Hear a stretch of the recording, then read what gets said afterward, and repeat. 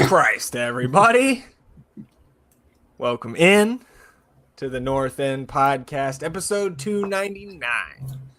My name is Zach Graham, your host here in the North End, joined, as always, by my good buddy. He's on record as my best friend. His name is Ian Michaud. We call him E. E, sitting here on a Wednesday, bounced out of the Open Cup, things on fire all around us.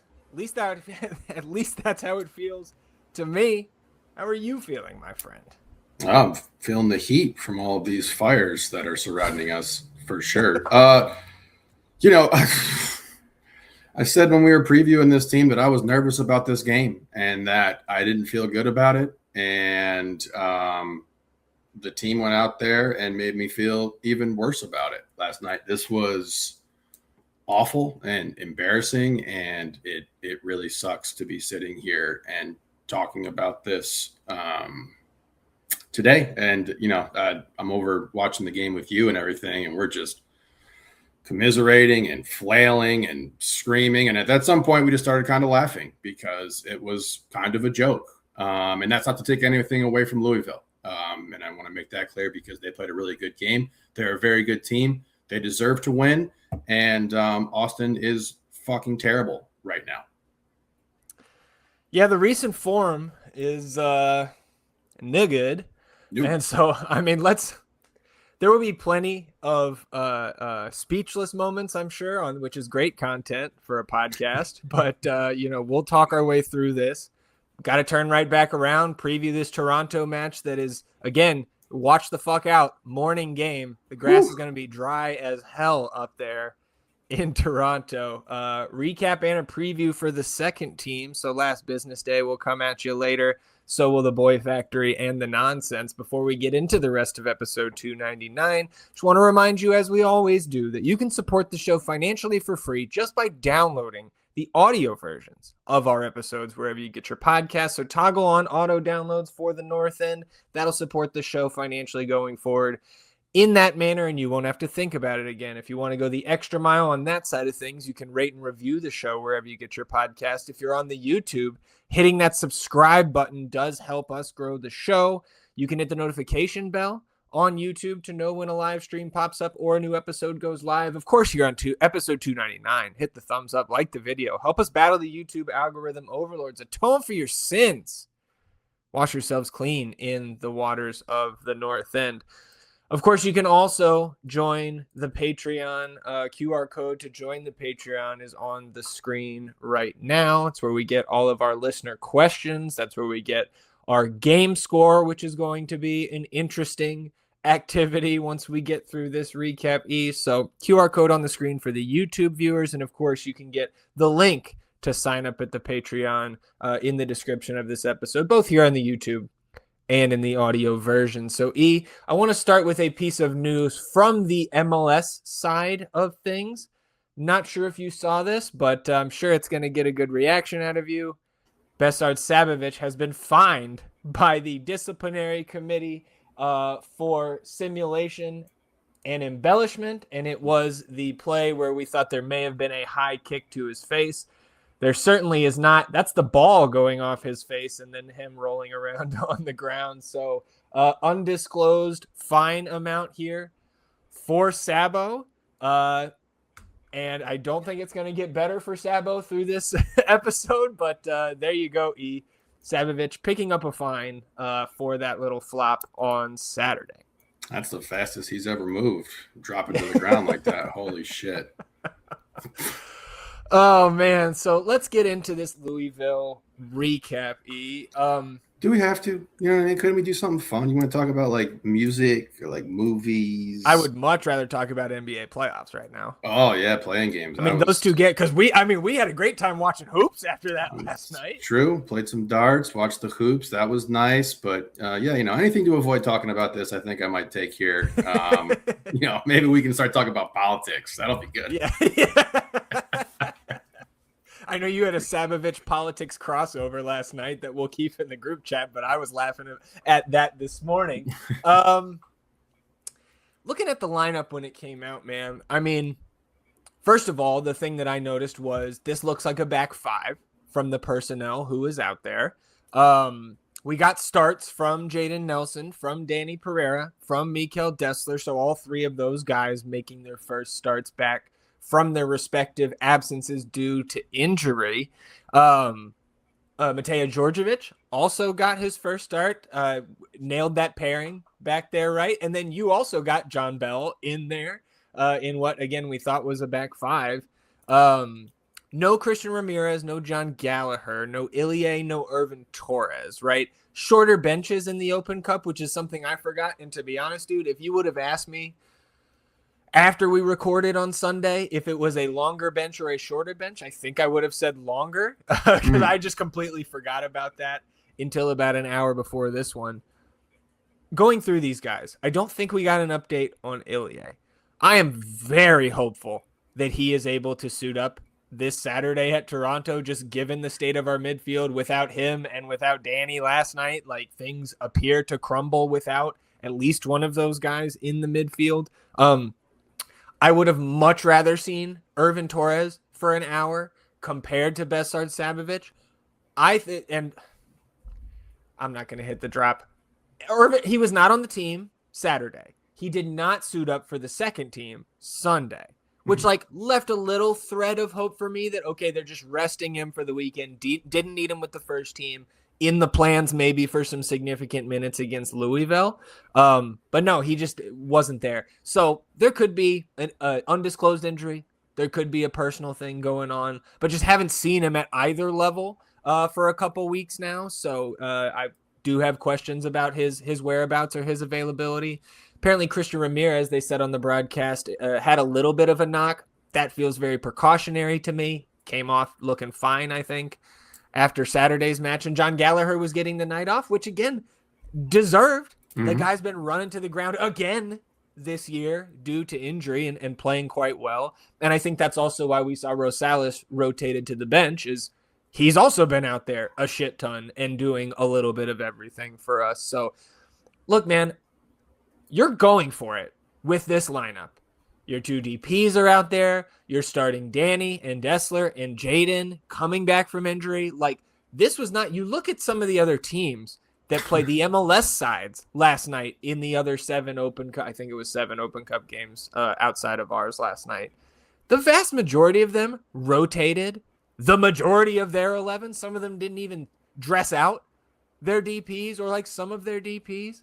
And, again, it's not a blanket statement, but pretty much everybody – got through. I know Sporting got whooped, but are we going to compare ourselves to Sporting KC? Like, they're one of the teams that went for it because they don't have anybody else to play. And they lose 3-0 after they take on a red card. But I think they were already down 2. But that's the company you're in right now, man. I mean, yeah, you're going to have to start comparing them to us because we're sitting right next to them on the table as well. And you see this lineup, right? And that immediately signals to me that Nico knows he's got to get this game. Yeah, he knew it. Yeah, he looks tight for the majority of this matchup. And then, I see who we have out there, right? And I understand it. I understand that, Nico is obviously on a hot seat at this point in time. So I get wanting to go with your guys. And it's just super unfortunate that this team has just put themselves in a position where it's like, yeah, we got to run our highest paid players out versus Louisville because we're in a really bad spot right now and we're beat up. And like the injury thing is still present. It has been present the entire season. I get that. But when you see the formation and where players were fucking playing, this shit was nonsensical. It was absurd to watch Dessler be playing in advanced position for the majority of the game. He's a right wing when we have the ball to start the game. And he found himself in like Guilherme spots where he's like up at a striker position at something. And he did not look good in that role when we shifted him back to his natural position where he's a fantastic one-on-one defender. He looked fine. Yeah. But having him float around in the midfield and then pushing up on that right wing was baffling to me. And it's like, I know Johnny had to get some rest, but like, Christ, the dude's an Iron Man. If you're going to play this type of style versus this team, then that'd be like the one guy I'd want to pick to be in that role. And then, you know, we saw Djordjevic in limited action last season. And the first 1 or 2 games, we're like, hey, we feel good about this kid. I feel exactly opposite about him after watching him play last night because he looked fucking terrible. And then Damian Loss, welcome to the Austin FC experience, man, where you just get hung out to dry as a quality goalkeeper because this team can't control the ball in the midfield. Obviously, the Danny injury happens, and then that gets even worse. And again, you know, we were talking last night after the game, and it's like Nico's style has, led to some success in knockout kind of games. And then to go out there, do this versus a Louisville team, to all their success, all their credit, hasn't beaten an MLS side in, I think they said 8 years on the broadcast. And you go out there with this formation and completely disregard what Turbo Trevor was telling us about this team, which I would assume if you're on the Austin FC staff, you can scout and understand how they're going to play and how they're going to run at us. And to do this, man, was baffling. This is another one that is just on the good Lord, what were we thinking, Nico, list. Yeah, no notes. Mostly first choice lineup for Louisville there. Although like the Davila brother, I forget, Evan, I think was Taylor was the one that's the MVP, reigning MVP. I think it was Evan Davila who was in for Wilson, right? Who was in Trevor's scout. And shout out again to Trevor because I mean, did he nail that or what? Yeah, absolutely nailed it. And then a change at striker. We were expecting Philly Union forward Chris Donovan, but it was Shounmi there, number 14, right? Tola Shounmi getting the start, which was a little bit of a surprise, but clearly the right call by the interim manager of Louisville City. Let's pick this one up early on in the second minute. Look, I thought Damian on the night was fine to above average. But a little nervy here to start, dude, because he completely whiffs. Like, I'd say pass attempt. It was like it would be a longer pass, but not a clearance, but was like looking up, lost control of the ball, whiffs it. Luckily, recovers it and gets the ball away before Shounmi could take it off him there at the back. But you know, I had in the notes that we're noticing in those opening minutes that this is not a back five in possession because Dessler is too far up. Like, he's just not playing a wing back there. And Djordjevic is playing right wing, which we've heard coach say this season that Matea has played right back in the past at some of his clubs back in Europe. Again, I have no idea if that's true or not, but looking at who was available and who was not last night, before kickoff, I said to you and our buddy P-Mike, I was like, well, we only have one true right back on the roster right now. Dessler's probably not going 90, so Matea Djordjevic is maybe your backup right back. Turns out he was just the right back to start this one. And he looked bad in that role. Just a really confusing way to approach this game, in my opinion. Well, yeah, and I know you kind of already said your piece on that, so I guess my one note would be I agree. It's like you're doing too much there. Yep. You're outthinking yourself. And even before giving up the goals, you were bitching very loudly for 20 minutes about the way Dessler and Djordjevic were being utilized over there. Cause shit, man, fuck. There's your title. Sit John Bell. Yeah, there you go. Shit, man, fuck. Look, sit John Bell or sit Biru and play Dessler at right back. And keep John Gallagher active. Can Gally go 15 fucking minutes at the end of last night's game? Yes. And then you could also plug him in where the fuck ever you wanted, man. Like, it is a weird, like, mixture of knowing that you need this game as a coach. You would think the players feel that as well, but I think that the pressure is more on Nico and his staff coming into this one. And then just, like, playing with an air of overconfidence. And, like, I don't think arrogance is where I'm at in terms of this, but it was unacceptable. And I think the players know that. Certainly you get the Damian comments after, but God damn, man. It started with the coach last night, and that it set us up for failure. I mean, it's a dude who has lost a lot of confidence in Nico, in my opinion, and searching for something. And he did something that we've never seen before. And like, you're half stepping. Exactly. If you're going for it, just do it. Exactly. If you're going to empty the clip, do that and then throw the gun. And like, whatever you have to do, like if you think you're coaching for your job, then great. But to be like, hey, Dessler, you haven't been healthy all season. You're not an offensive player. We're going to push you up the field versus a team that has fullbacks and wingbacks who we knew could get up and down. It's baffling to me. We knew that press was going to be on a little bit. You put guys in the back there who we haven't seen on the ball a ton, and Djordjevic and Bell as well. Obviously, BHI, I think we feel comfortable with. And then pair that with the fact that, Damian deserved that start. He needed that start, but still there's not that same level of comfortability that you would have with Brad back there and a bit more commanding of that box, particularly in possession when we're trying to get the ball out of that zone. But good God, man, like you said, it's just half-stepping, someone who's like searching for answers right now, and I don't think he has a lot of belief in what he's been drawing up.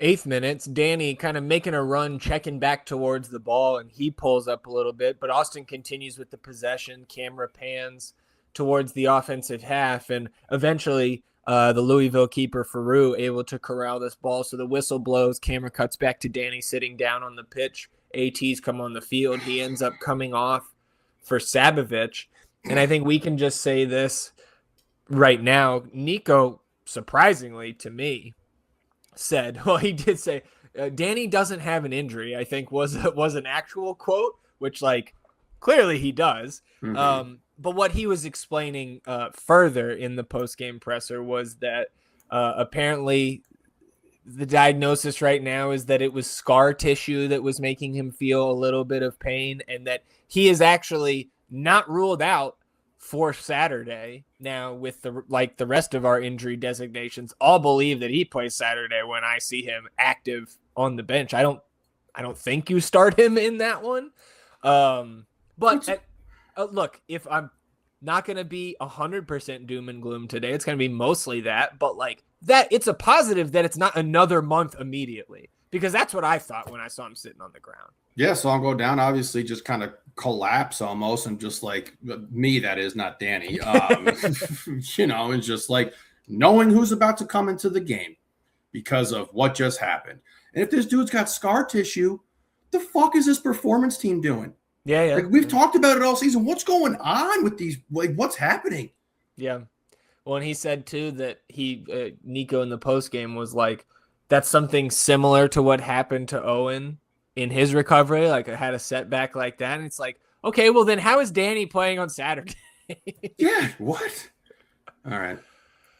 Well, we get the restart here, and there's a quick yellow card to Manny Perez. He was pulling back Jaden Nelson, like ball over the top. Nelson was certainly going to get in behind, but I don't think there was a goal scoring chance on there. Like there wasn't even certainty that he was going to be able to control that before Faroux came out to try to clear it. But I agree with the yellow. Some Austin guys, I think, were arguing for a red there.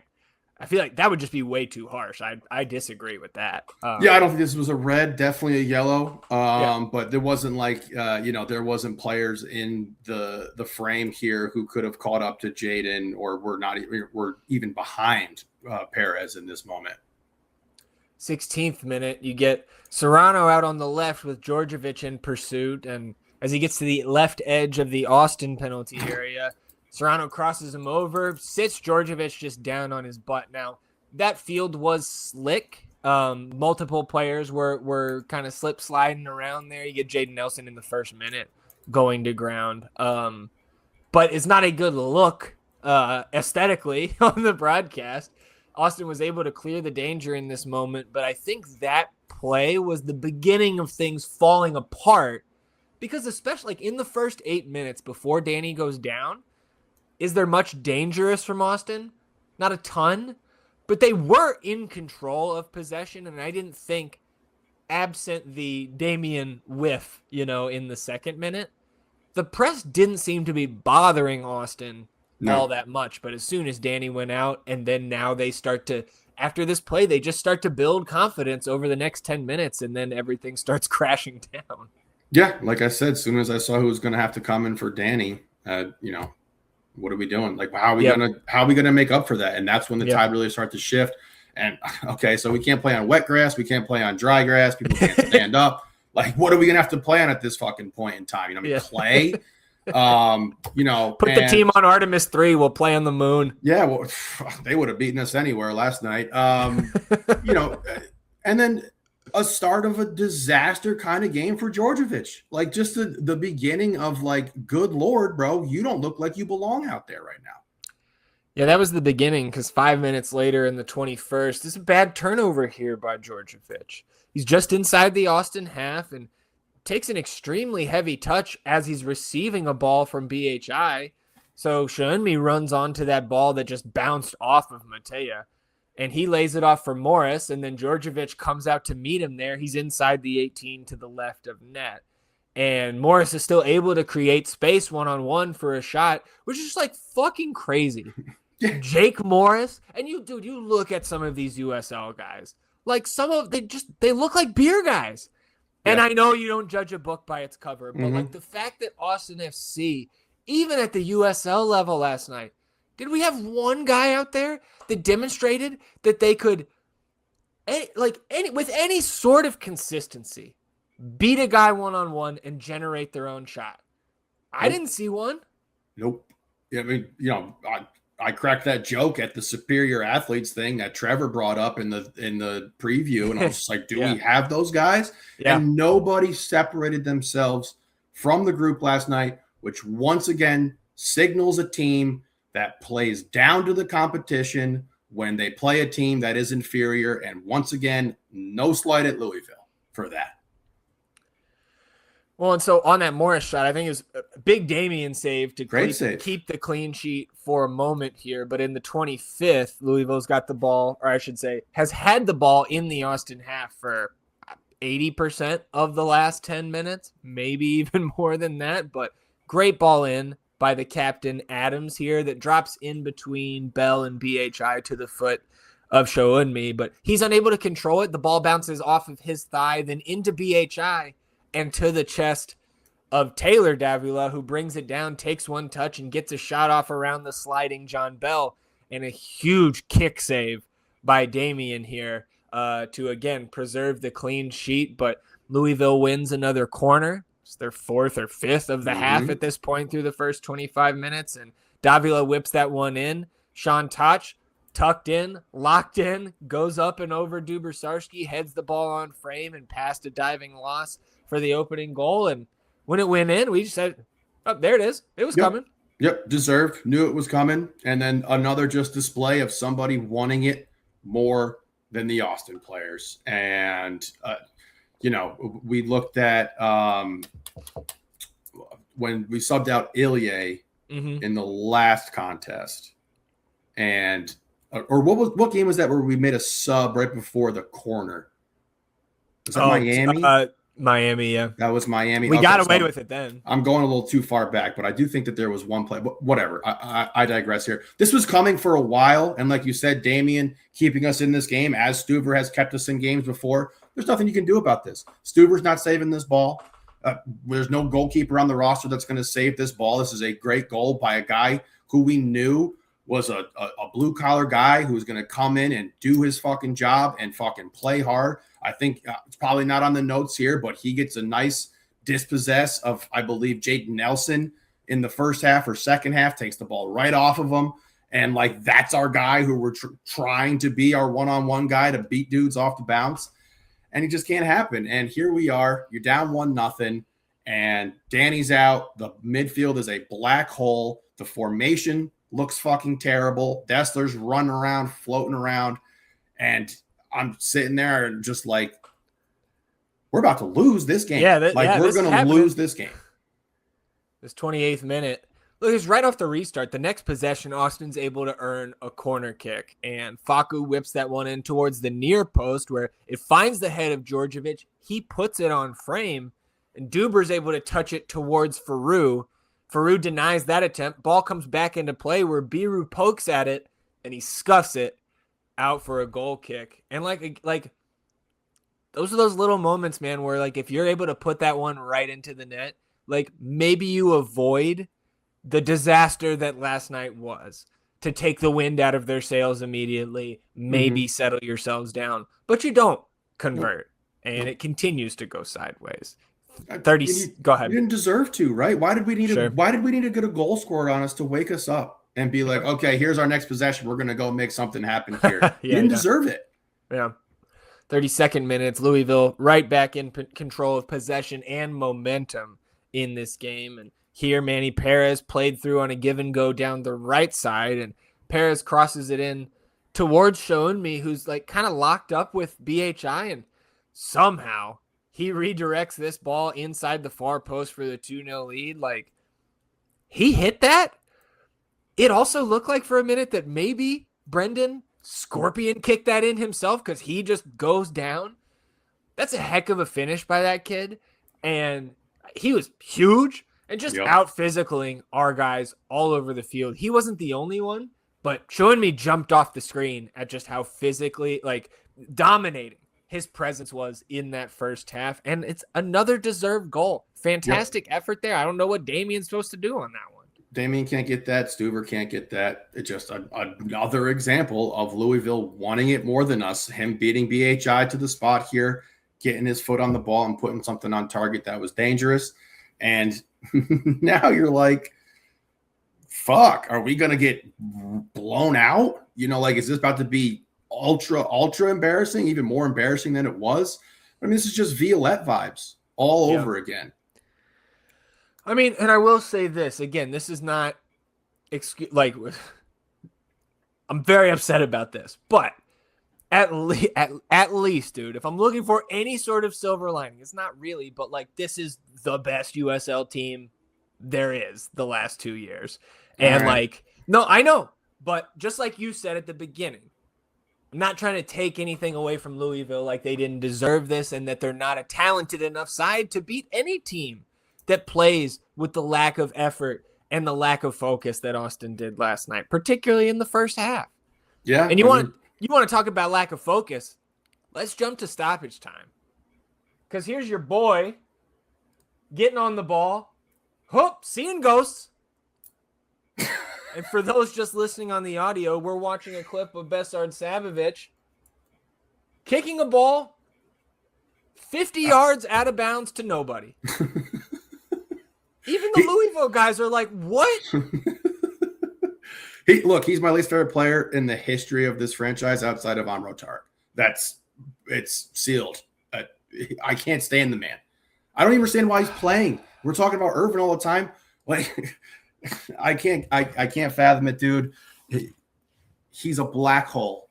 And the fact that Duber can't play well when Ilye's not out there is like weird, man. What was that game, like Ratchet and Clank or something, where it was like the big bear and like then they had the other dude? It's like when they're separated. Hold on. Ratchet and Clank's one of my favorite video games of all time. Hey, look, the transition has happened. I think you're talking about Banjo-Kazooie, though. Okay, Banjo, whatever. There's a big old doofus one, and he can't do shit without the other one. And this is basically sums up Duber every time Ilye's not on the fucking field, man. And like, this is a team that is reeling right now in Austin. And you know, to your point about Louisville being a fucking top tier USL side, good, man. You know, fortunately for you, there's not pro rel. Otherwise, Austin be playing against some of these teams that Louisville does every week. Can't believe I haven't thought of Ratchet and Clank in years, dude. I'm gonna have to find an emulator and go play that later on. AG's got one. Yeah, there you go. So coming out of the half, we do get Joseph Rosales in for Mateja Djordjevic. So you move Dessler back to right back, Rosales on the right side there. And like, I guess my critique here is, can we swap Jaden and Rosales? Because I would rather have Rosales. If we're gonna play one of those guys on their quote unquote weaker side, I would do Jaden because speed works on both sides. Yeah, absolutely. And like we talked about, we thought this was a coach that was coaching for his life. I expected there should have been significant changes at halftime. And I understand you had to use a sub to get Pep out and the bench is a little more limited. But again, like we talked about, emptying the clip, throwing the gun, doing whatever you have to do. I expected to see significant changes coming out of half, and I'm upset that there wasn't. Like, there should have been. I mean, I just don't. This is what I was saying to you during the game last night, where, like, I don't disagree with the sentiment.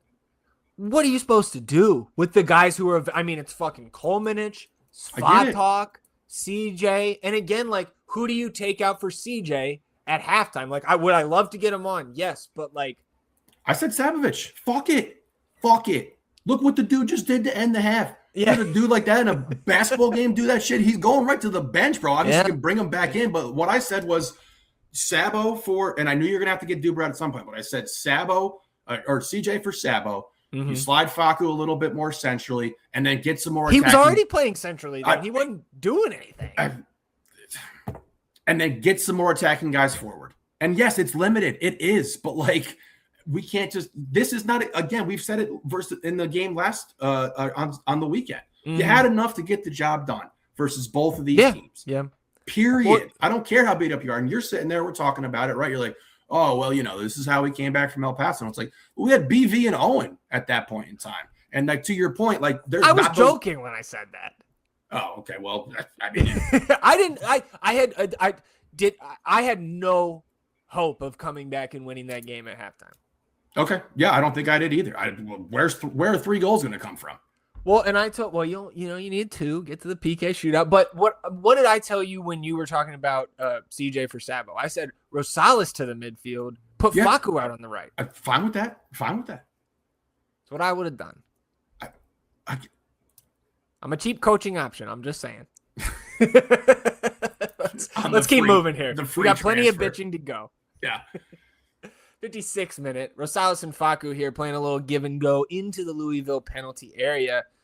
Helped out by a friendly bounce on that entry pass from Torres. So Rosales is on the ball, able to get a shot off from about 10 yards out, but that's blocked away to the foot of Jaden Nelson near the top of the box and like slightly to the left of the target. But when he takes a touch to settle it, it allows the defense to close down and block his shot attempt. And to me, that's either just got to be like one time you try to put it back on frame or you retain possession there.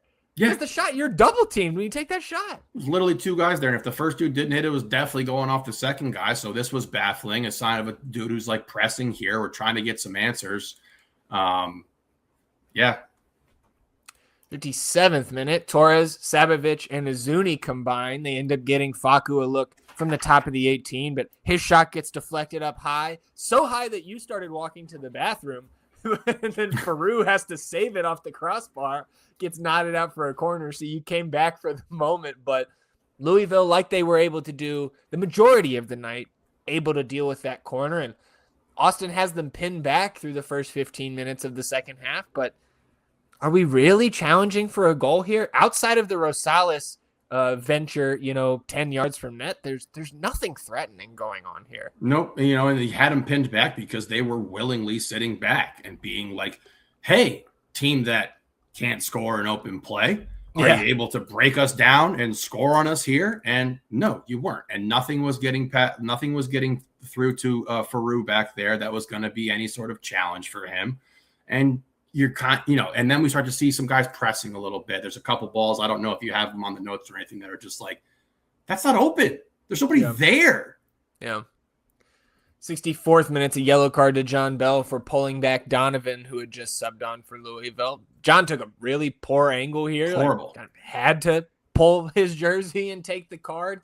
We also get CJ and Bobby T in for Jaden Nelson and Nico Dubersarski. 67th minute is a Louisville turnover about 30 yards from net. Loose touch that gets pounced on by Facu. He pokes it ahead to the feet of CJ. So Fodre turns, and he's got Mirtu Azuni immediately, but CJ takes a touch and then makes the pass. And I think, again, just like watching from the bozo position on the couch, I think it's either the quick one to Mirtu, or you keep it and let the runners try to shift the defense, because Mirtu made the initial run and then it's a half step late, so he has to slow up. And Facu's trying to make a run around to CJ's left as well. And I don't know, man. Like, clearly CJ is somebody that you can still count on to come in and make those very athletic runs, both on and off the ball, specifically on set pieces, right? Mm-hmm. Him being able to rise up and score as he does here in a moment is great. But I'm still like, if I'm being honest, man, I am underwhelmed at his ability on the ball at the first team level still. Like, I think that is something like, if you're asking me what I would want to see CJ improve on over the next calendar year, it's that decision making and the confidence on the ball. Like, it's not completely absent.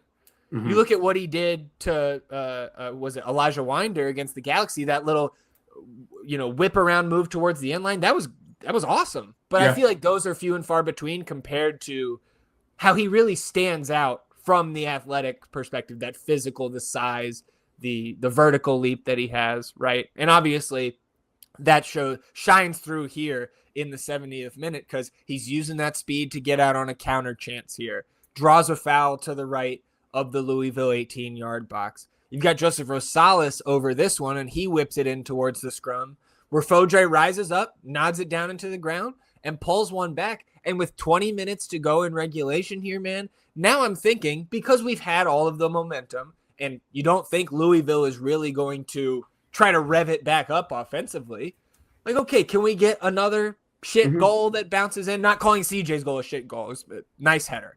But, like, okay, maybe we can force the extra time here now. And congrats to CJ on another goal, man. Like, somebody's doing it. It's CJ. Yep. And I mean, for him to be the guy that comes out there and playing as hard as he plays is just like an indictment on these other dudes. Like, have we talked about Facu once? No. Have we brought him up one time in this game thus far? We're 70 minutes in. Not as a serious threat, no. And like, good for CJ for sure. And now, like, I was saying, plenty of time. And obviously Louisville is in a much more defensive shape here to try to see this out. But still, not an open play goal. We're searching for something. And like, I had no confidence that we were going to be able to get a second one. 72nd minute. I think this was kind of the first Austin chance after the goal. Huge shouts for a handball off another Austin corner. We only get one angle. Impossible to tell. And just because 5 of our guys are screeching and sprinting towards the official asking for it doesn't mean it was a handball. But that was one of the stronger reactions I think our team has had to a potential handball this year. So maybe there was something in it, but no VAR, so doesn't matter. I mean, well, okay. And like, I'm not overly upset about this call or non-call here, but it's 2026. We're playing professional soccer in a tournament. We can't get VAR. I think we can't get VAR something. Does come in maybe quarterfinals, like later in the tournament. It's because until the round of 32, none of these places have the capabilities for it. I get it's frustrating, but like. But we're in the round of 32 now. Yeah, sure. Okay. We can get some people to review some shit. Yeah.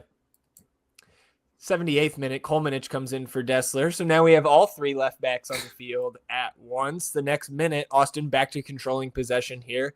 Robert Taylor finds Mirtu Azuni, kind of top of the box there, and he plays a quick ball out to Torres on the left, and Facu fizzes one across the face of net. And I think Faru makes a good play here to get down and paw it away from Brendan Heinzike, of all people, who was crashing the net. But dude, if Faru does not get down and get a touch to that, it's a Brendan goal, I think. He would have to really try hard to not tap that in. Yeah, for sure. I mean, a decent chance here, a decent look. Weird that it's BHI crashing the net here, but would have taken it. Everybody's got to push up at this point of this match, man. Really jumped to stoppage. There was 5 minutes given in the second minute of stoppage. You get a Joseph Rosales cross into the box that's kind of flicked on by Biru, and it falls to CJ out to the left of the target. He takes a touch, then a crack towards goal, but right at Faru, not enough power. And Austin ends up getting a corner off that because Faru holds the ball too long, and they actually called the 8-second violation. So we get a corner, but Louisville, as they were on all but one of our corners, able to clear the danger. And Austin really doesn't have, you don't really hear from Austin in a significant way down the stretch. 2-1 final. Yep. I mean, and I don't even know like how much we ended up with shots on target. I think maybe 3, but you didn't get 2 of those until later in this contest. I can't remember exactly when, but you were sitting on 1 shot on target for the longest time here.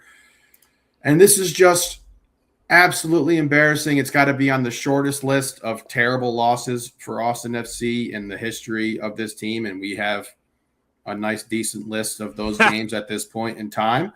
And I'm just embarrassed. I think the players should be embarrassed. I think they should feel embarrassed. I think the coaching staff should feel embarrassed. And this was such an opportunity to fucking put some of this negativity behind you and move forward with this after the bad Galaxy lost as well. And now, again, a team scores 2 goals on you and you're fucking done. And it's not even an MLS team. 71% possession for Austin at the end of this one. It was 16 shots to 14 in favor of Austin, but 7 on target to the 3 you mentioned in favor of the home team. 9 corners to 7 for Louisville. Austin created 2 big chances, according to FOTMob. Missed 1, converted 1, of course, the CJ goal. But I'd go back to the 71% possession number, E, and think that Louisville City was able to force 9 corner kicks with less than 30% of the ball. Louisville had less than 30% of the ball and out-touched us in the opposition box 31-21. I mean, I know there are the game state, right, factors into some of those. But again, these are all just data points of how badly you got your ass whooped last night. You just were not alive in the first half. And like, it should not crumble this much if Danny goes out. It should not crumble as much as it did on Saturday if Ilie goes out. I know those guys are good, but you guys are supposed to be the first division, the MLS team. You're the better team. You are the first division team. Yeah. Yeah. And you're getting killed by a AAA side. Murdered. And again, credit to Louisville, man. They played their game. They made us uncomfortable. Tex Rex and Granola there having an interesting discussion in the Discord and bringing up those figures about what our possession numbers look like and then breaking it down a little further when it's like, what do our possession numbers look like when we're losing? And the other team is like, here, have the ball, try to beat our low block, and you can't fucking do it. You completed 300 more passes than Louisville last night, and none of it was anything that generated a big chance. Literally not one of those passes generated a big chance for us. We had to draw a foul and get a goal off of a set piece again, which is what we apparently do this season, man.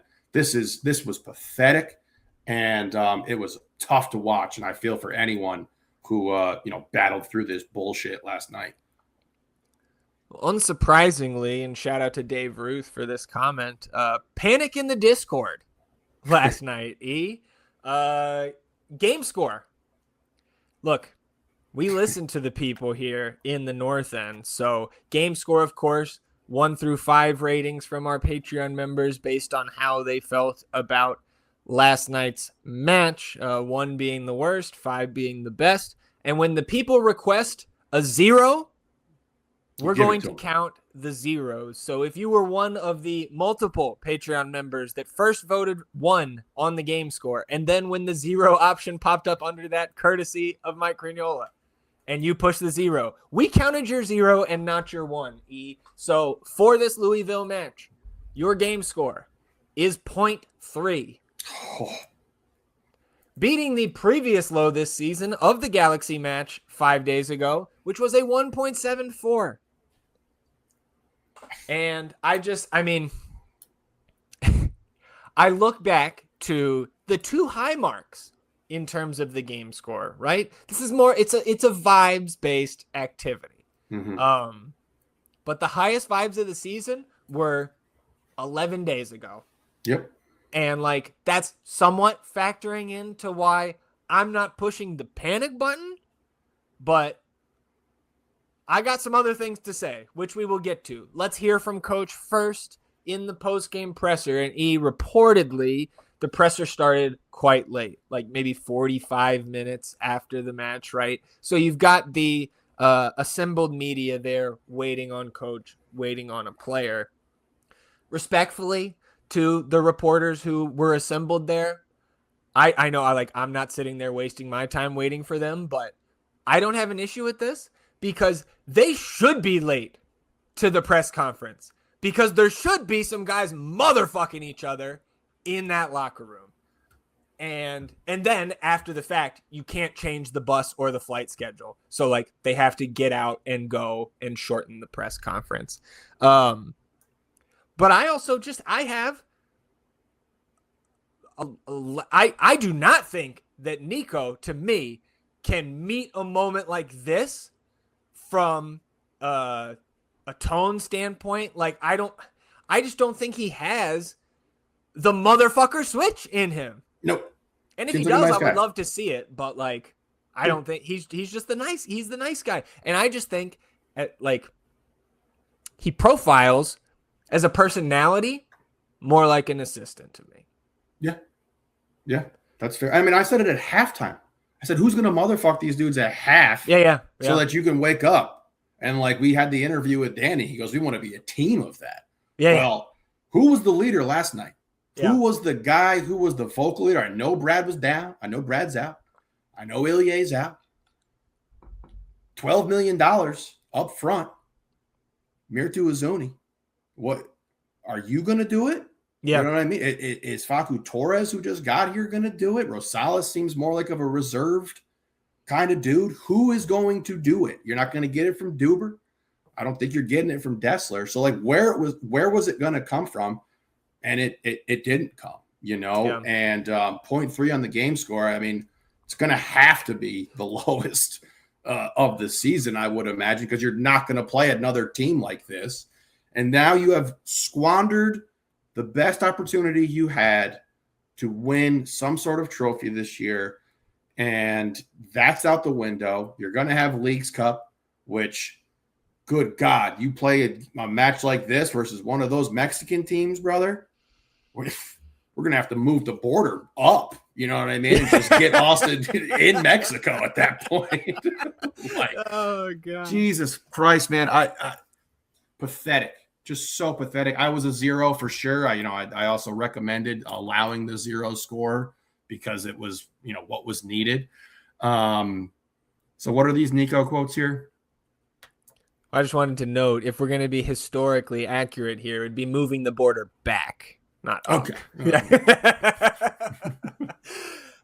Here's one for you. Quote, "It's very clear and obvious that we deserve to score the second goal." Holy shit, dude. What? What second goal? Yeah. What? I don't know.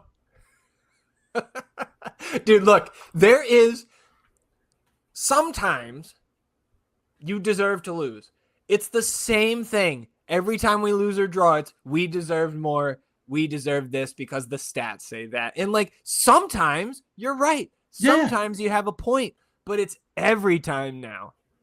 And you didn't deserve shit but the loss you got last night. Sorry. Absolutely not. What could we possibly be looking at to be like, yeah, we deserved a second goal in this game?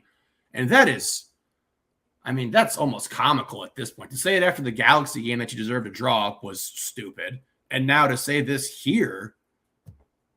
To his credit, he does say later on, we deserve this result. We deserve the loss because we didn't do well over 90 minutes. We just did well for 45. And I disagree that you played well in the second half. We did not do well for 45. What they let you have the ball. Yeah, they said break us down and beat us and score on us, which we have proven time and time again we are incapable of doing. And we jumped from 78 minutes to stoppage time in the recap because they were allowed to spend like 6 fucking minutes in the corner. Yeah. So how did you play? You couldn't get the ball off these guys. Sabovic comes in, just kicks it out of bounds. Great. Thanks, dude. Just blasted it into the fucking stands there. So then they get to waste another 40 seconds, play it short, and do it again. And couldn't get the ball to Mirtu enough. He comes on late. He's running all over the place. Like, great, man. At this point, it feels like it's a bit for show at times. It's like, why? You couldn't have gone balls to the wall for 60 minutes, get us 2 goals, and then go sit your ass down and enjoy the rest of this game. after getting us 3 points. Man. Again, Coach mentioned that Danny doesn't have an injury. It's a scar tissue problem. So I guess questionable for Saturday. I'd be surprised if we see him. Mentioned about, similar thing happening during an Owens recovery. Damian Loss was the player available to the media last night. And I'll say, I imagine that was pre-planned because we expected to come in there, Damian to get his first start, his first win, and be celebrating that post-match. Where, like you said, where's the leader? Is Damian Loss the fucking spokesperson from you guys from last night? How about if you're Mirtu Azuni or Facu Torres? And like I would say, Brendan Heinzike, who had the armband, but he does that enough. We see enough. We hear enough from him after these games. Mirtu Azuni speaks English, but multiple members of the comms team also speak Spanish and can translate, and half the media members there speak Spanish as well. So Facu Torres, where the fuck are you at? Yeah. There's no accountability from the players. Sometimes you guys got to step up yourselves. Yeah. You don't got to worry about the coach doing it for you. Say, I'm coming out here to address this. So shout out to Damian. Congrats on the first start. And shout out to him for this. He says, from me, from the team, we apologize for the loss today. It's unacceptable. Which you ever heard that from Nico? I think the fans watching saw two different halves. And for the fans, just keep believing in us. We have a game Saturday against Toronto, and that's the most important thing is to just grab a win. It's a long season ahead. Keep believing in us, in Nico, in our players. Just continue supporting us as much as possible. And that's the beauty of soccer is the next game is in 3 days, so we have to play on Saturday against Toronto away, and we have to react as quick as possible, and we have to win. And, I know that's a little, repetitive and circuitous there, but, Damian's first team media available. So, I thought he comported himself well. Yeah. There's no way he wanted to go and answer questions after that. And from what we can observe of this kid when he plays, he was maybe the most mad of everybody. Yeah, kid's a fucking... And I love that about him. Yeah, kid's a winner. He really fucking wants to win. How cute it is to assume you're going to go into Louisville and get this win and schedule Damian before him. Because, of course, that is what I'm assuming. And honestly, if that wasn't the case, it's way more damning that nobody was hey, we're going to send Maybe I'm giving them all too much credit. Yeah, we're going to send out the dude who got his first fucking start for this team, who we hung out to dry in the first half of this matchup, versus a team that he wanted to beat, all of his old boys and shit like that. So, if it wasn't scheduled beforehand, that's even way fucking worse. And yeah, dude, and I'm also just so tired of seeing dudes regress when they come here. Why are players getting worse consistently in these big roles? And it's if you look at who we've developed, obviously Owen stands out way above the crowd. Danny in that conversation as well. I think Guilherme has improved since he's gotten here. Well, let me wrap this into what you're bringing up now. Because Kevin Morris was skeeting on Blue Sky about this last night and this morning. How many players have gotten better under Nico, especially when they arrive here as new signings? Heinzike? But is that just because he's had to defend more here than he ever has in his life? I don't have an answer for that. And if you look at the stats, especially of the attacking players coming in, like Facu was the subject of Kevin's post last night, but you regress in almost all categories offensively, and that's a fucking problem. Not that that's breaking news or anything to anybody who's listening to this, but I don't know. It feels like a lot of us in the sicko part of the fan base are on the same page right now about red alert. The seat is hot at the very least for the coach. And so I would go to Ari's listener question here, which I'm kind of wrapping up a number of listener questions that are all adjacent to this one into this. And so Ari's was noting that some of the pieces written last night from the media, members of the media that were there, were hitting the panic button, right? On this recent run of form. And so Ari said he's wondering if both of us are also alarmed in hitting the panic button. Do you want to take that, or do you want me to start? I'll start. I'm definitely alarmed. I'm not hitting the full-on panic button that I just am giving up on this team because of the caked-in scenario where we're missing our two of our best players, and we haven't had them all season long. And I want to see what this team looks like. That also is taking into account how the schedule plays out this season, where you're going to have this 2-month break where you can kind of regroup and see an entirely different season. You might feel way different about this team come September. You know what I mean? It's a ways to go. So I'm not panicking like this team can't turn this around, but I don't see many signs of what you're going to do outside of, dear Lord, I hope Owen's fully ready to go and the player he was last year. And I hope BV can regress back to the mean of the quality of player he was that we saw beforehand. Talked about him last year. We've talked about it in depth. Obviously, he could have had a better season. He still was playing pretty solidly for us. Yeah. In regard to the coaching staff, I feel much more down on them being able to turn things around from their perspective than I do the team and the players. And again, it's just like, this game's supposed to be fun. And we're talking about the offensive players and like why the offensive side continues to regress. Like, this game's supposed to be fun. It's supposed to be beautiful. You know what I mean? It's the beautiful game. You're supposed to see creativity and guys kind of showing, expressing themselves through the game. And dudes just don't look like they're having fun out there, man. Like, it just seems stagnant and stale, and people are trying to do their jobs and play their roles. And that's coming at the discretion and the direction of the coaching staff. So I would much more be sounding an alarm on, hitting the panic button on this just might not be the guy. I said it to you last night. Most coaches don't get a whole lot of opportunities to win championships. And I think Nico had his shot in the Open Cup last year. I think that was his opportunity to put something on his resume that he could hold on to forever. And, people take it for granted. You don't just make it back to another championship. It's not a given. Yeah. And to be in a situation now where you're looking at this team just get bounced, in our, first matchup in this Open Cup, and where are you going to find success from this year? Is it just making the playoffs again? You know what I mean? Is that the bar for this team? And we talked about the standard before. Is that the bar? You just got to make the playoffs and we feel okay. I don't think a lot of people feel okay with that.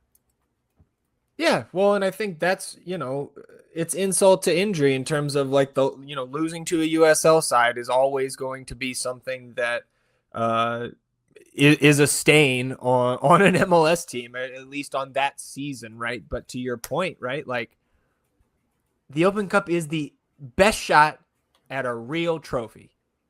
You got to win 5 games to bring it home. And I'm with you. You're not winning Leagues Cup. No. You're not. No. Not with this group, not coached by Nico. And you're not winning MLS Cup. No. The way the team is currently constructed, no. So shouldn't that drive us towards find a new coach? I mean, that was part of my argument last night is like, do I think that he's the worst coach in the league? No. Do I think that he's a guy who can guide an entire team to a championship? Also, no.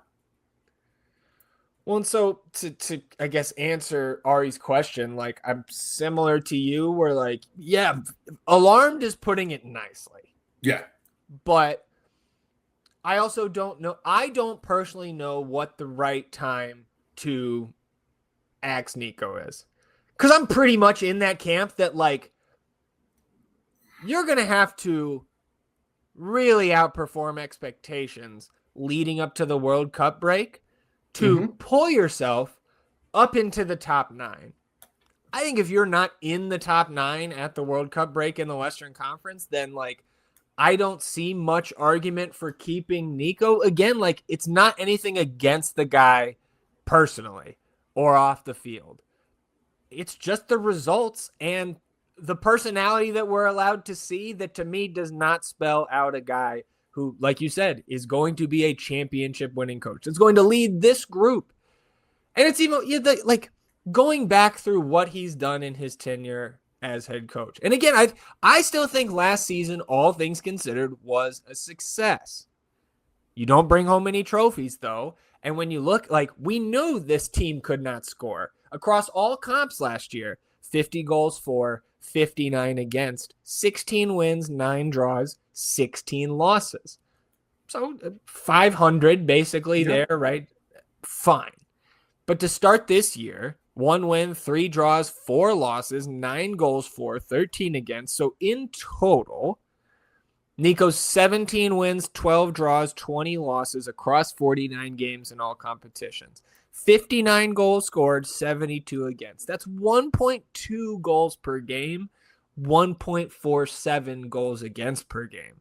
So, like, what good is an above average defense if your offense is one of the worst? Yeah. And that is something that, again, it's not breaking news that Nico in his past stop, particularly with our rivals to the north, part of the reason they fired him there was because they could not score. And god damn did the floodgates open for Petar Musa and all the other jabronis that he's got running off of him. Like, there's no big names next to him. They've got a super draft pick in Logan Farrington lighting the back of the net on fire compared to what we do. So I just, look, man, we've had 2 wins across the last 15 games in all comps dating back to last season.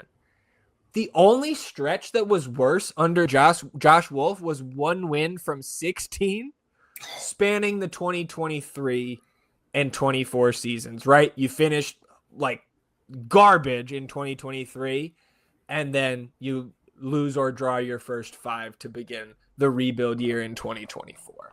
All that needs to be taken. Like, that needs to be taken into account. The team was horrible. We had nobody. I mean, we were awful. This team is way more complete, even with the injuries that we've had.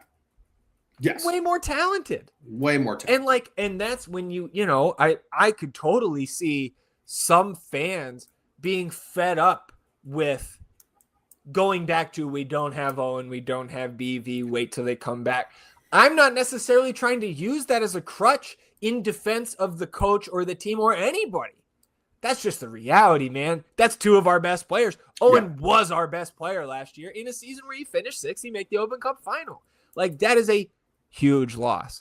But again, like, it's an indictment on some of the depth that we do, because this team is deep enough on paper. But then if you're getting nothing, like, I'll tell you right now, we had that question a couple weeks ago about who's the second buyout. It's fucking Sabovic. Please get rid of him. Get him out of here, dude. For the love of God, get this dude out of here. I'm sure he's a fine person, but as a soccer player, what has he done for us? Like, I spent a couple minutes during live play last night just watching his ass jog around. And, like, sometimes just jogging around the midfield is what you're going to do, but it is just a continuation of the lackluster body language. Some players are like that, but the ones that are good, that can play and they look a little bit lazy, right? Like a Tracy McGrady, right? Which is a lofty name to put out there. But, like, those guys in the moments were killers, right? No matter how they looked, they got the job done. Sabovic has not brought any of that. And that's not trying to pile on him. We do that plenty.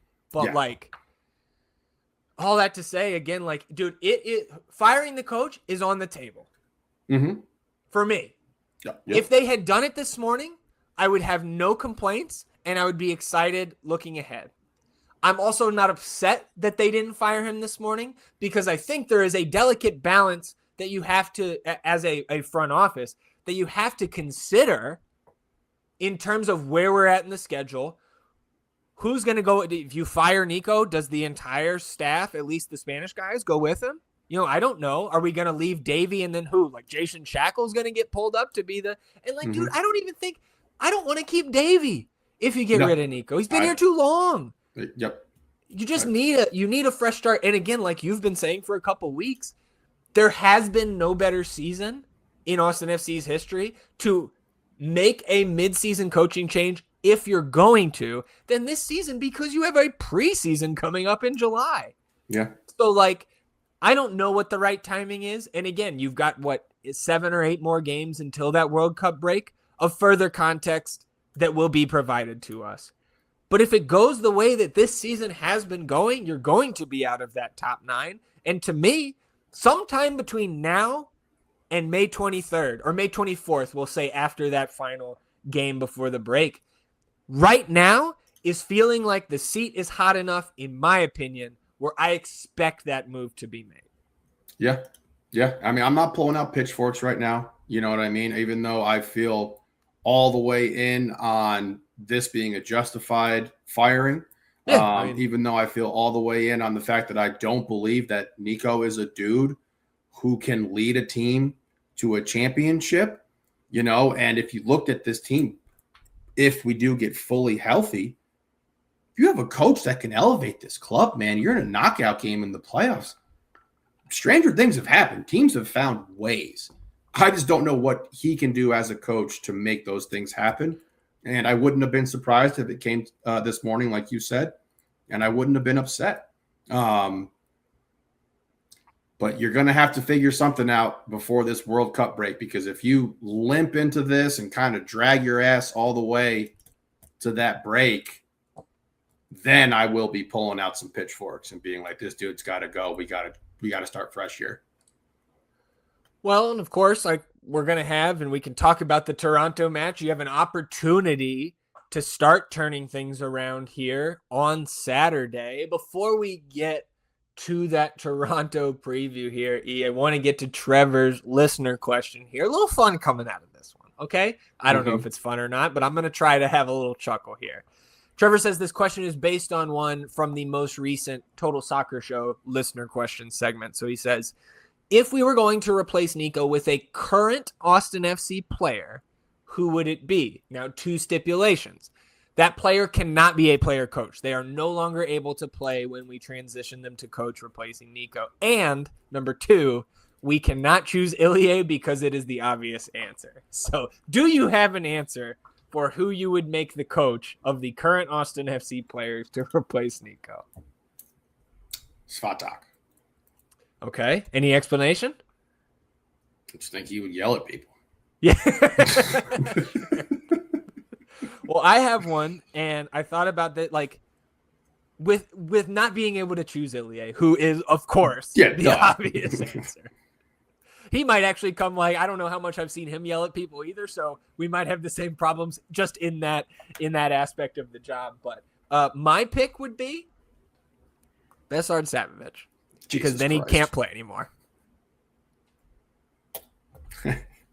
Passing great from you there. I mean, that's the best answer now, right? There's the loophole. That's how you get him out. All right, let's move on to the Toronto match. And before we talk about the opponent here, just want to remind everybody, like we did on Sunday's episode, that if you're looking for a place to watch this match and you're not going north of the border to support the boys, you can go to the Los Verdes watch party here. Again, it's Saturday, April 18th. This party going to get started at 11 a.m. because we have a noon kickoff here Central Time.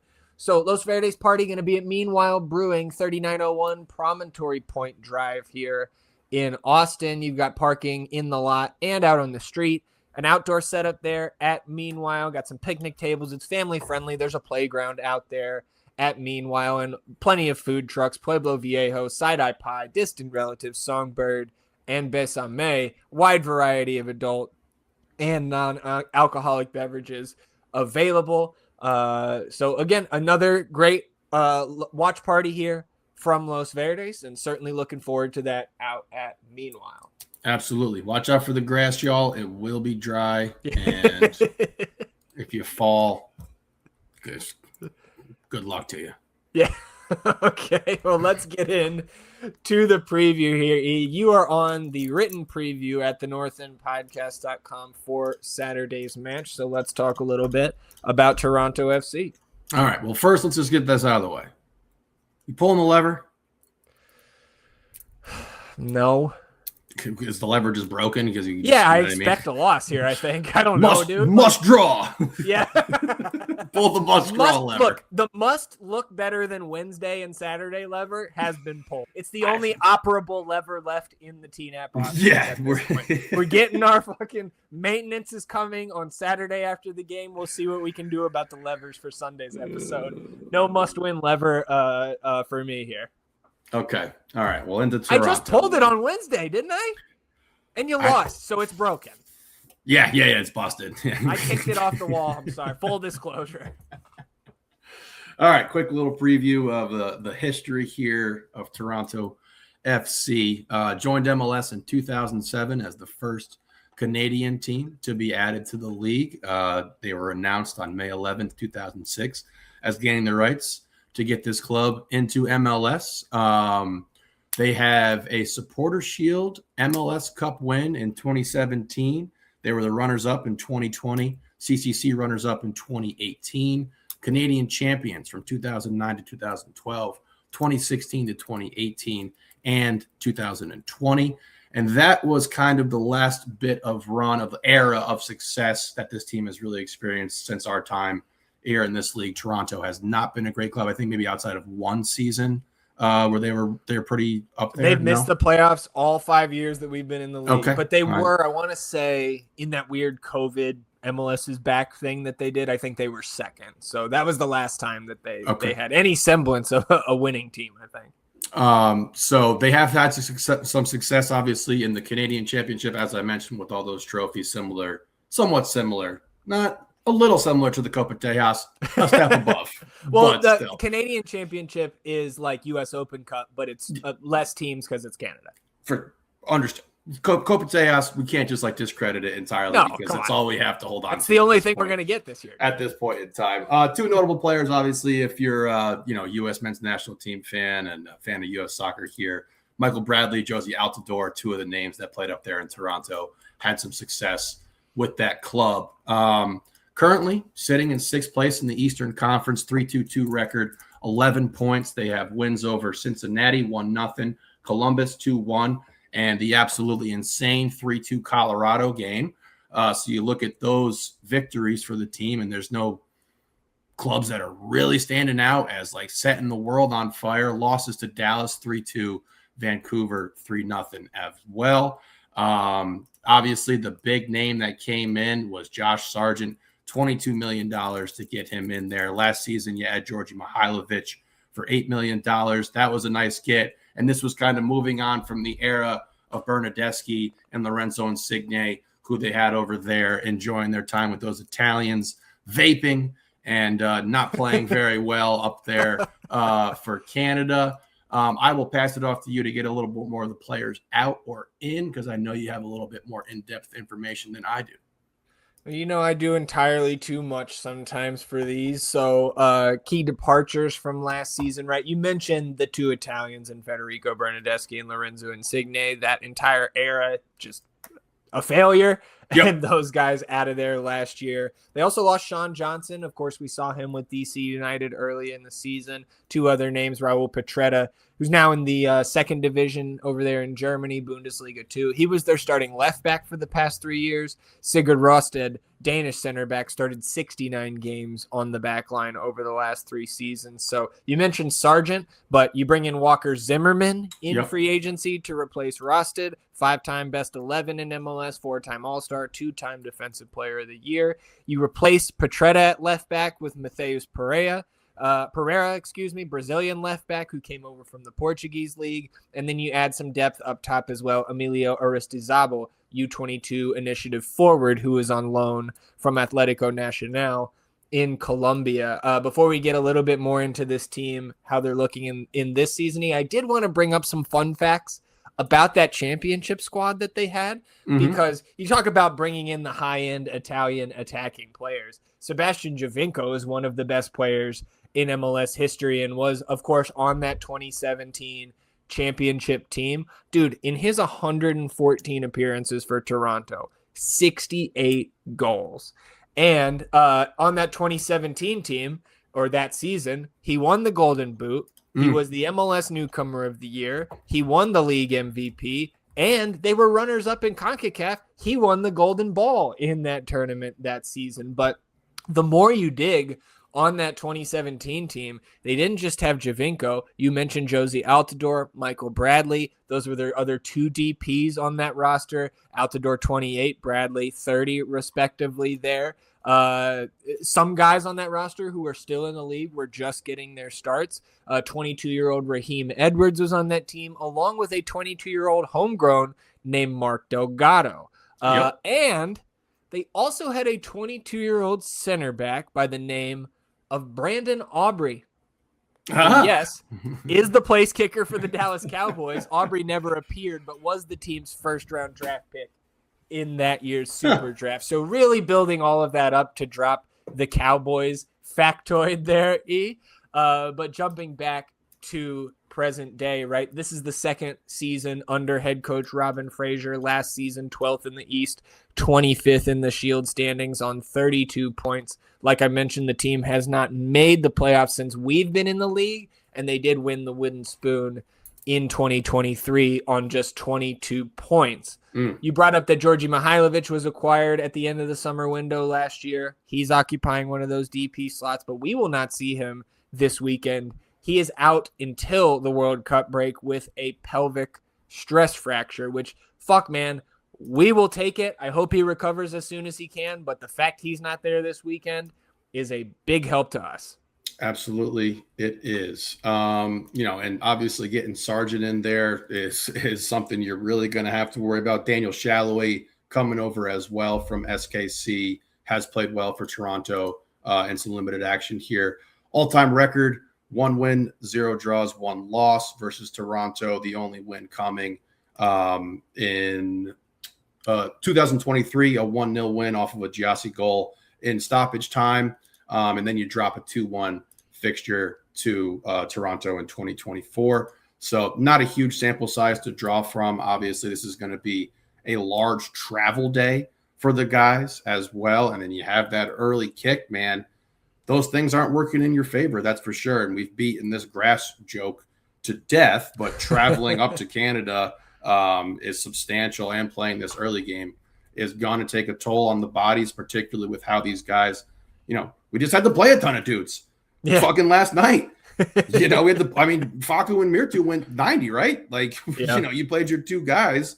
The majority of that game, neither of them did anything, so hopefully they'll be rested. But pulling up the roster sheets here, obviously Mihailovic at the top there in that DP role. Sargent not on the list. Sargent not available yet. But are they going to go 2-4 here, you think? Did they go 2-4 or they go 3-3? They're 2-4 right now. I would imagine the way that this front office historically spends, that this will become a 3-3 either in the summer window or headed into next season, but it's a 2-4 right now, with plenty of the TAM being used on guys like Jose Cifuentes, who, remember, right, LAFC, I believe, when we first came into the league, went out, came back in with Toronto. Richie Larea, right, the fullback. Jonathan Osorio, I believe, still wears the armband for this team in the midfield. We mentioned Pereira coming over, the left back, this year on TAM. Shalloway, you mentioned Zimmerman, those 2 guys in free agency. You mentioned their record as well, but they are 5 unbeaten. They lost their first 2 matches of the year. Their first 3 fixtures were on the road. This game against Austin on Saturday is the 5th in a stretch of 10 straight home matches, 9 of those being in the league, one of them a Canadian championship fixture. That stretch of 10 straight home matches is because they're hosting World Cup games at BMO Field, and there are like $150 million renovations happening. So they're taking 53% of their league home schedule in a 2-month span here. And speaking of that home field, they do have a mascot. It's named Bitchy the Hawk. Wow. And this is a female Harris hawk. It's an actual hawk that is employed by the BMO Field falconry staff to sit perched atop the field to ward off incoming seagulls from attacking fans in the stands. Holy shit. Yeah, dude, those seabirds, you got to watch out for them, man. Yeah, it's unclear to me if that same falcon is up there, because I also saw a mention of Hudson the Hawk being utilized up there. Okay. But look, you got to watch out for the dried grass and the falconry when you're out there at BMO. I guess you thank the falconry. You watch out for the seagulls, apparently. But I'm ready to talk about us if you are. Oh, yeah, me too, unfortunately. Yeah, so, I mean, technically, you could maybe see Owen back on the bench this game, according to Coach. Again, I'll believe it when I see it. Same with Danny. We'll need an update on Ilie. Hopefully we get something about that and a more clear picture on those other guys at Thursday's media availability before the team takes off for Toronto. And, like, if Irvin Torres is healthy, can we please bring him? Please, for the love of God. Play him instead. His Sabo minutes should be Irvin minutes, because how could it be worse? And we have much bigger benefit to developing Irvin Torres and eventually selling him on compared to Besard Sabovic. God damn it, dude. Precisely, dude. And as soon as you mentioned potentially no Danny, potentially no Owen, potentially no Ilya, I'm sitting there just going, we're gonna start Duber and fucking Sabovic here in this game? Yeah. Are we really gonna do it? Yes. Fucking play Jorge. But play Irvin. Yeah. Anyone else. I can't watch this dude play anymore, man. And I don't want to, obviously piling on him, but, again, what have you done? If you brought something to the table for me to be positive about, I would bring that up. So, yes, I'm looking at this midfield once again and being like, where are the answers coming from?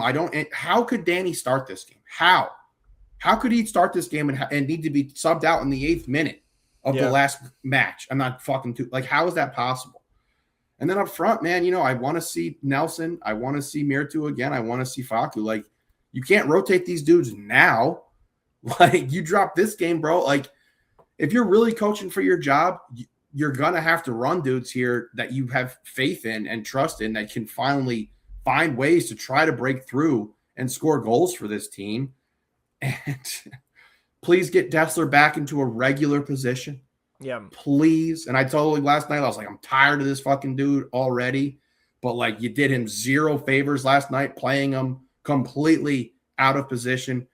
Djordjevic. You're more frustrated just with the lack of availability with him. For sure. Right? I mean, if he was Anthony Davis, you'd be fucking running around screaming about how much he sucks all the time. But, because it's Dessler, suddenly he gets a pass.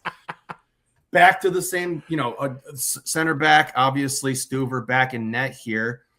But you look at this Toronto team, right? Another team that doesn't like to play with the ball that much. I think they're coming in just under 50% possession, 45.5, 24th in the league. They're going to give you the ball. What are you going to be able to do with it? Good luck. Yeah. Well, I mean, I don't think I have I think it's a futile exercise, I think, to try to predict the lineup here, because what if Ramirez is actually dealing with an injury and he can't go, or he's limited, right? So I don't know, man. I mean, the only thing is are we going to see some sort of another wild card kind of pull from Nico? Yeah. And divert from the things that this team has done well this season. And I know that the sky feels like it's falling right now, but if you look at some of these past games, we talked about the game score being a 3-point whatever from the LAFC and Miami matchups, and then going to 0.3 here and dealing with the whiplash that is MLS and rooting for this Austin team. But where are you going to find some continuity with what you're doing and how you're playing and how you're approaching this game and finding things that work? Because we saw what happened where it was we play RSL and you're just trying to throw some shit at the wall and see what sticks, and nothing stuck. And then you do this lineup that you did last night, you get super cute with it and it doesn't work. So I need to see the 4-4-2 again. That's what I want to see. You are certainly more likely to see something you're not used to, I think, as the seat continues to grow hotter here. And I mean, that just signals to me, again, somebody who has lost the confidence in what they have done throughout the majority of their career. Yeah. And that is not good. I mean, dude, you're joking last night. You're like, Nico's Apple Watch is flipping out right now. Yeah. Elevated heart rate for fucking skin temperature up 4 days straight. Yeah, man. And Go ahead. Got us all fucked up over here. Bamboozled. I was just gonna take us into the score predictions, man. Yeah, but it's really futile. Like, we can talk until we're blue in the face. Is this team are you going to show up and have some pride and try to put this last game behind you? Like, that's what it's boiling down to. Like, if the tactics suck and like whatever it is, what it is, still injury, beat up, you can beat this Toronto team at home. You're going to show up and do it. And my answer is no. 1-1 draw. All right. Well, I will. Fuck. Yeah, I 2-1 loss. Oof. How can I blame you? Yeah. Well, I like your prediction better, and if you can somehow bring us back 3 points, fellas, we would appreciate it. Come on down to Palmer Field where the champions play. Get ready for the game. It's my business day.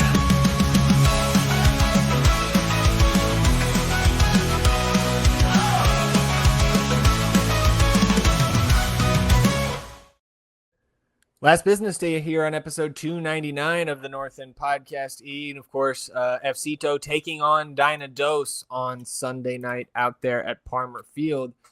Took a look at the lineup in this one, and still no Riley Thomas. So still dealing with that little bit of a knock that we saw him, or we saw it take him out early against Tacoma a few weeks back.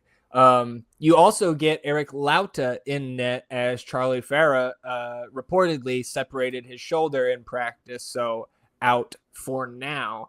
Get Jorge back in there with the armband starting up top alongside Ibrahim Asal and Stefan Dobrahevich. Midfield, Kenny Hott, Jacobaro, and Adrian Gonzalez. 13th minute, really uneventful first half here. Austin, I thought, controlled the majority of this match, and I thought, like, you get to the final result, it's a little unfortunate here, but in the first half, really just have some disciplinary notes here. Hard foul by Chesla earns him a yellow card in the 13th minute. That was the first of the game. 35th minute, Jacobaro picks one up for himself after a challenge near midfield, and then very, very close for Silva there from Houston, taking down Alistue right on the left edge of the 18. Fans in the building wanted a pen. I think the official got it right watching from the broadcast angle. No changes for Austin at the half. And then in the 61st minute, man, completely against the run of play, Houston restarts it after a foul just inside their own half, playing it all the way back to the keeper, who swings it out left for Gavin Wolf. And Wolf dribbles ahead about 25 yards-ish before launching one over everybody in the direction of their striker, Arthur Souza. Jules Berry is able to get ahead to it, but the ball still has forward momentum after he nods it up into the air. He was kind of on the back pedal as he did that, so Sousa scoots around him. The ball bounces once in the 18, and Sousa beats Eric Lauta to this one, putting it home for the lead. So, again, just completely against the run of play, and the way Houston was defending, it felt like that might be it. Yeah, for sure. And you look at the way that this team has played all season and the Dynados and the dominance that they've had. And you talked about this scoreline looking a little ugly and strange at the end here. And to your point, I do believe that Austin controlled this a lot. And I think not having Charlie was painful here. You know, Lauta we've seen limited action from, not necessarily blaming him entirely for this, but I think the confidence for that back line, still searching for an identity here. 64th minute after the goal, we get Micah and Dren De Bruyne in for Dobrahevich and Chesla. Yellow card to Souza on the Houston side for a heavy challenge on De Bruyne right after he came in. Then we get Mo Badawia on for Gonzalez in the 71st. Diego Abarca on for Ibrahim Asal in the 79th.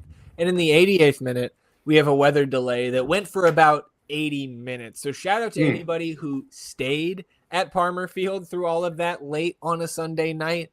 And shout out also, but minor shout out to anybody who tuned back in, because I certainly didn't once this one restarted almost an hour and a half later. You get 5 minutes added of stoppage. In the second minute, Dren De Bruyne has a crack from outside the area, lefty shot there that forced a tough save.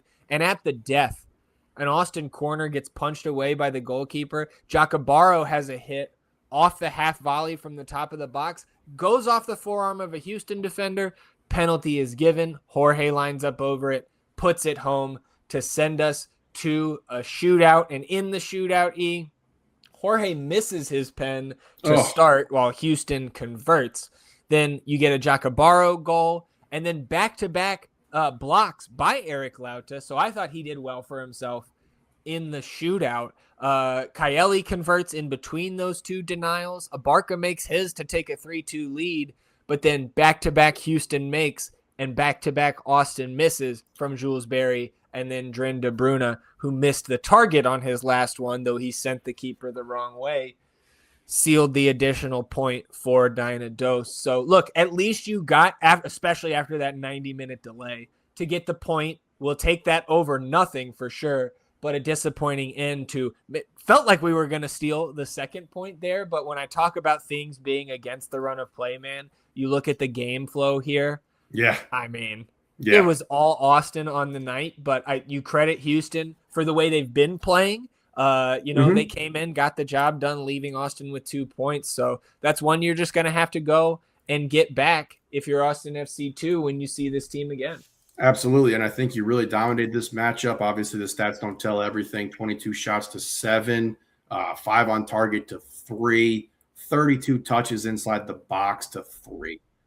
You know what I mean? And that talks about that run of play there where it's just like this really wasn't working from them. They had one accurate cross the whole game. So you played this team really well. Probably, I feel comfortable saying you deserved more points. Okay, like stuff is backing that assumption up here. So a tough one. But yes, we know that this rivalry has some funky stuff going on.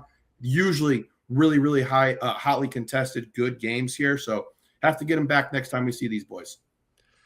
Well, of course, the games don't stop for the second team here, and they've actually got a Saturday fixture coming up, 7 p.m. Central. They are going out to California to take on Ventura County FC. Of course, these teams have already seen each other at Palmer Field this season. That was a 2-2 draw back on March 8th. That saw our second team take a 2-0 lead and then give up 2 goals in a 4-minute span midway through the second half, then drop the additional point in the shootout. So refresher on some of those players to watch from Ventura County. They're led in scoring by number 49, Dylan Vanny. He's got 4 goals and an assist in his 6 appearances. Right behind him, number 57, Julian Plasias, with 3 goals and 1 assist in his 6 appearances. But you also got to look out for number 76, Troy Elgersma, and number 45, Vicente Garcia. If you recall, that's the 15-year-old that has been out there being a big factor for Ventura County, number 45, Garcia. Those 2 guys just don't really show up in the counting stats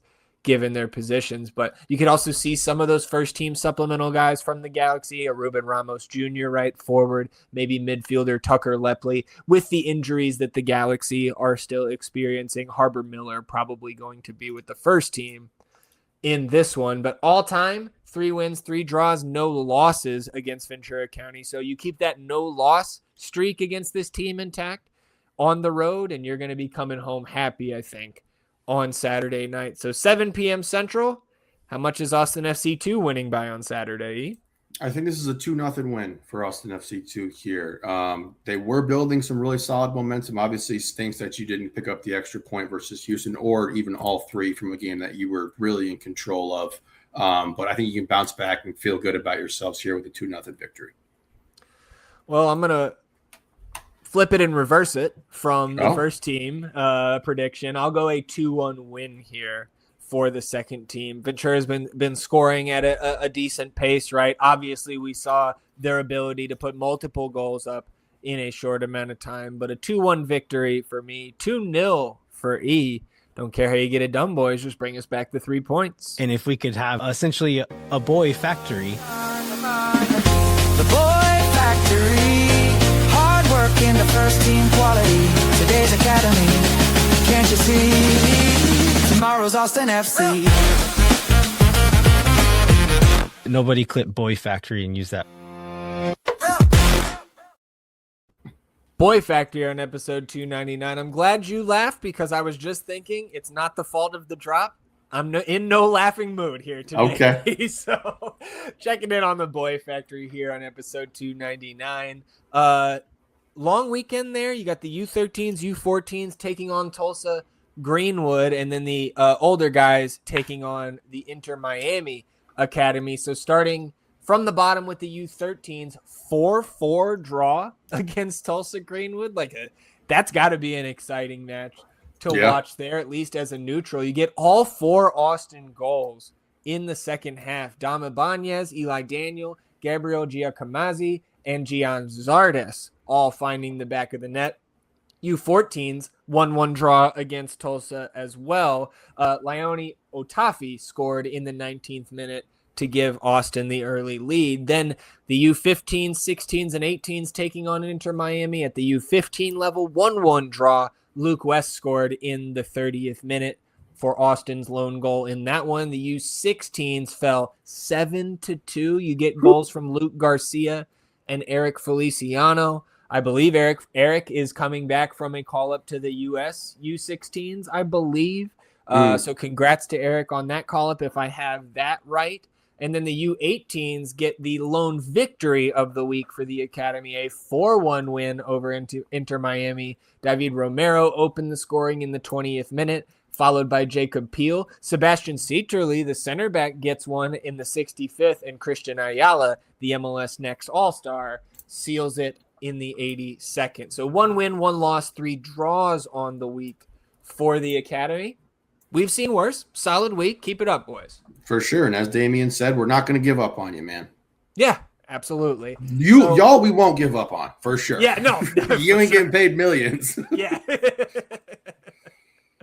Well, let's close it out with the nonsense, E. And it was a solid week at the books. Unfortunately, the Pick'em entry does not come through because although Christopher Veld scores against LAFC, he only got 2 shots off. I believe the other 2, Sean Johnson only gave up 1. Roman Berkey gave up more than, or 2 or more. I don't remember how many Dallas got, but I know they got a second.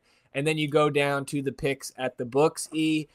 On the back of the goals, which have been heating up a little bit of late, we end up going plus 9.57 units at the books, which takes us back to negative 11.62. Sounds a lot better to me than negative 29.95 like we were 3 weeks ago, but the climb must continue. We will shout out the goals of Ivan Jaime at plus 360, Christopher Veld at plus 295, Herman Berterame finally comes through for us at plus 145, but the gem of week 7, Lawrence Anali, plus 600. Thank you very much, Houston. Very, very nice. We like that even better when Houston loses 6-2. Oh, I didn't realize they lost that bad. Yeah. I was more so upset about everything we were dealing with and figured Yeah. they would just be clowning on us at all points in time now. After They've got their own issues too. Yeah. We're checking in on the best pause. Step back for the North End, 33 after our first win. So that's a way to double stamp that victory. And of course, it's We Are Austin back to their winning ways with a 55. So they are on 453 points. Soccer-wise takes over second place. Verde Pendant in third. Verde All Day jumps us. They're just a point above us there, the 4-5 matchup. And then Moon Tower, 20 points back of us in 6th, closing some ground with a 50 of their own. So Big Ball League, we've seen better days. We've definitely seen better days. So let's jump into the Patreon leagues, and we will start as we always do with the Sentimiento League, where first win of the year for B there with a 53, cracking the 300 mark there. So tightening up things in the table. Also, because you look at the top, is TJ's reign about to come to an end? As he said, tough weekend at the Birdhouse, a 23. Yeah. So TJ maintains first place, but Aries, Mace, Cesar, again, table tightening in the Sentimiento. I mean, this has been a great league since the beginning for sure. And the Heartbeat League, Dave gains ground there. So the pair of the 7th place teams picking up victories in our first 2 leagues, a 55 there for Dave Ruth. Peach gets a 37. That is the weekly low. So a little bit of tightening in the table in the Heartbeat as well. Peach, Tim, Mike, and ZG, the top 4 in the Heartbeat. And then the Rooted League, where Logan wins with a 56, extending his overall lead in the Rooted League. Turbo Trevor up into second, jumping E, who is in third, and Schnorb Jones in fourth. And again, this league also tightened last week with Johnny's win, similar to us in the Big Ball League. Johnny following up that win with a nice 35. So we take a look at the overall standings. Again, the top 8 overall scores will qualify for a Premier League next season. And E, you are back to being the line. And as much as it pains me to say, I am the first one out there in 9th. So if the season ended today, your Premier League would be TJ, Logan, Peach, Tim, Aries, Mike Crignola, Trevor, and E. First 4 out right now, ZG, Josh, Mace, and Schnorb. So there is your nonsense for the week, E. And I want to close it out with our last listener question of the day. Extra large episode here in the midweek. But Cagle was asking us at halftime yesterday, I think trying to think about anything other than what was going on the field.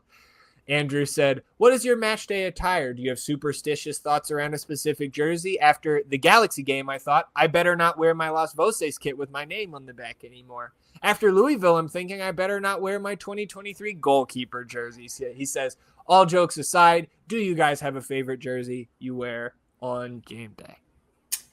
Well, you start with no draws. That's how you do it. You go no draws, just the shorts. And then, I prefer, what's the fucking name of the new one? I like the new one a lot. Rooted. A new one looks great. Love that one. Obviously, I'll throw back to the Dillo, which was my favorite. But yeah, as long as there's no draws on, you're fine. Okay, so more about the lower half for you than the jersey with the superstitions. I feel like when we go to the stadium, usually trying to match the team, because we're on the team with the team, of course. Road matches, if there's any chance of a dog jumping on me, food or drink being spilled, it's Las Voces kit for me, because my Las Voces kit got a thread pulled out of it the first night I got it. Yep. And it's just kind of been that one for me ever since. So not really superstitious, but just trying to protect my investments in these pieces of cloth that we buy every year.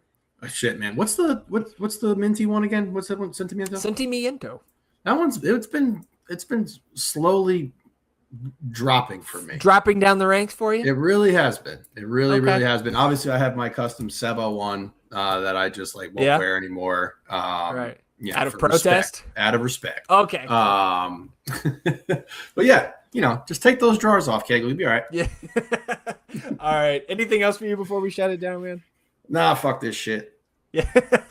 All right, everybody. We appreciate you tuning in, sticking with us to this point on a long episode 299 of the North End Podcast. We are back on Sunday, recapping the first team's trip north of the border to take on Toronto FC, recapping the second team's Saturday night match against Ventura County FC, and of course talking about everything else that happens in the Austin FC universe between now and then.